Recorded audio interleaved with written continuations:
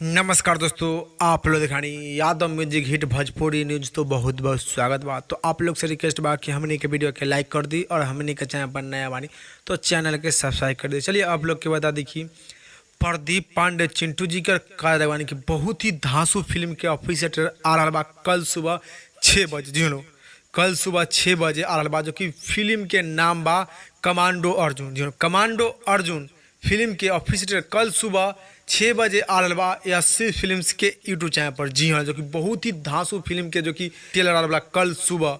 जी हाँ, कल सुबह आप लोग के देख के मिली कमांडो अर्जुन के ऑफिशियल ट्रेलर यस्सी फिल्म्स के यूट्यूब चैनल पर। आप लोग को छोटा सा जानकारी बतावे के रहे कि कल सुबह प्रदीप पांडे चिंटू जी के कमांडो अर्जुन के ऑफिशियल ट्रेलर आ रहा बा यस्सी फिल्म्स के यूट्यूब चैनल पर सुबह में 6 बजे। तो आप लोग की जानकारी के बारे में का राय बा, का विचार बा, नीचे जरूर कमेंट बॉक्स बताएं। फिलहाल में इतने, फिर से मिलेंगे अगले वीडियो में। जय हिंद, जय भोजपुरी।